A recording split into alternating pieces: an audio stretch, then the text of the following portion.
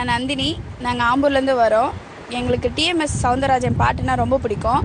அதுலேயும் திருச்செந்தூரின் கடலோரத்தில் அந்த பாட்டுனா தினம் காலையில் எந்திரிச்ச உடனே அந்த சுப்ரபாதம் மாதிரி அந்த பாட்டு தான் ஓடும். I like that song.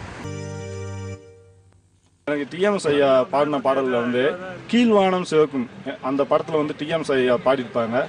கடவுள் நினைத்தான் மனநாள் கொடுத்தான் வாழ்க்கை உண்டானது கலைமகளே நீ வாழவே ஆயிரம் காலமே வாழவே திருமணம். அந்த பாட்டு 100 வாட்டி கேட்டாலுமே இன்னும் கேட்டுக்கிட்டே இருக்கலாம் போலதான் இருக்கேன். அப்படி பாடியிருப்பாரு அந்த பாட்டு. கேட்க கேட்க இனிமையாகவும் இருக்கும். வணக்கம், என் பெயர் ஜமுனா. நான் புதுக்கோட்டையிலேருந்து பேசுகிறேன். ஐயா டிஎம்எஸ் அவர்களுடைய பாடல்களில் எனக்கு நிறைய பாடல் பிடிக்கும். அதில் என் மனம் கவர்ந்த பாடல் தங்கங்களே நாளை தலைவர்களே நம் தேசம் காப்பவர் நீங்கள் சிங்கங்களே வாழும் தெய்வங்களே நம் தாயும் மொழியும் கண்கள் நம் தாத்தா காந்தியும் மாமா நேருவும் தேடிய செல்வங்கள் பள்ளிச்சாலையை தந்த ஏழை தலைவனை தினமும் எண்ணுங்கள். இந்த பாடலை என்னுடைய குழந்தைக்கு 5வது படிக்கும்போது எழுதி கொடுத்து பாட்டு போட்டியில் பாட வைத்தேன். அவன் வந்து டிஎம்எஸ் குரல் மாதிரியே பாடி முதல் பிரைஸ் பெற்றான். அதனாலையும் எனக்கு ரொம்ப இந்த பாடல் பிடிக்கும்.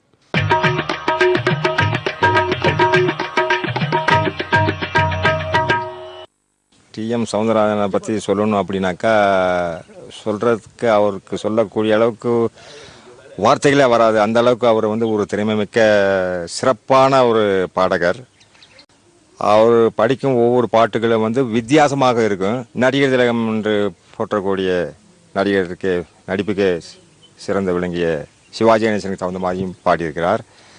அதே போல் சிறப்பு நடிகர்கள் சிரிப்பு நடிகர்கள் நகைச்சுவை அவர்களுக்கு தகுந்த மாதிரி பாடியிருக்கிறார். குறிப்பாக சொல்ல போனால் நாகேஷ்க்கு போல அதே மாதிரி பாடியிருக்கிறார். மிகவும் குறும்புத்தனமாகவும் பாடியிருக்கிறார்.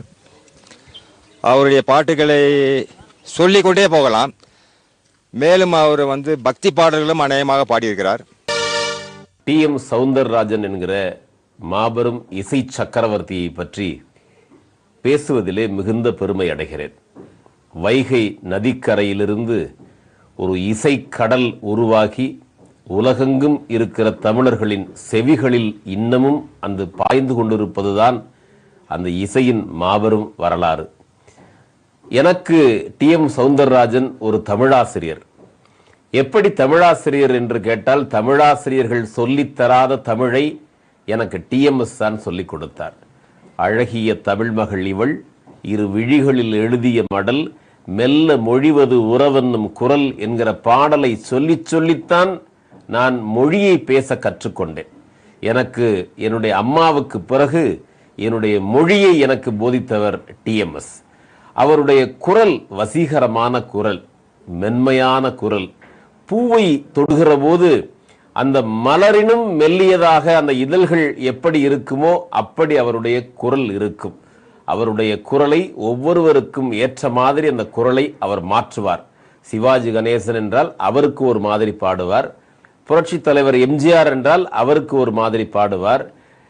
ஜெமினி கணேசன் ஜெய்சங்கர் என்றால் அவருக்கு ஒரு மாதிரி பாடுவார். ஆனால் பக்தி பாடல்கள் என்றால் அதை ஒரு மாதிரி பாடுவார்.